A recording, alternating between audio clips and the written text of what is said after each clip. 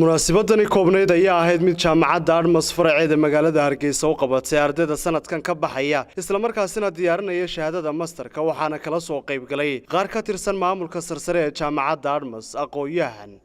ardayda jaamacaddaasi iyo sidoo kale marti sharaf aad u tiro badan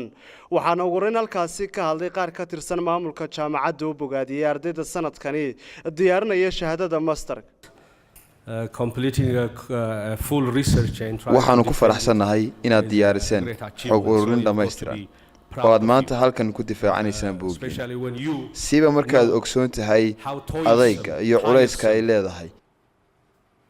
marka la diyaarinayo cilmi baadhis xarumaha lagu bixiyo waxbarashada heerka sare waxaa saaran 3 mas'uuliyadood oo kala duwan kuwaas oo kala waxbaridda xog ururinta iyo horumarinta bulshada research and community development iyana waxa halkaasi ka hadlay isla markaasina soo bandhigay buugaagta ay diyaariyeen qaar ka tirsan ardayda jaamacaddaasi The research exposes the obstacles and problems of the employee turnover. The My study it will expose the obstacles and problems of employee turnover in Armas University. Secondly, the recommendations that the study will provide will likely go a long way to benefit personnel such as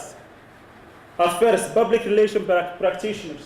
waxaana gabagabadii halkaasi ka hadlay gudoomiye ku-xigeenka jaamacaddaasi Armas Axmed Naasir Xasan Xaaji difacadii labaad ee masterska ayaa waxay difaacayaan maanta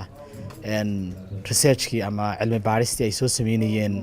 4 bilood ee u dambeysay oo halkan lagaga dhageysanayo mid wixii ay soo heleen ayaa la dhageysanayaa dariiqii ay soo mareen baa la eegayaa inuu sax ahaa iyo inuu qaldanaa qaar ka mid way gudbi doonaan qaar ka mid lagama yaabo inay gudbaan marka xafladdu guud ahaan intaas ay daaran tahay waa markii labaad ay jaamacaddu ay qabatay xamse cilmi telefishinka caalamiga ah ee Universal Hargeysa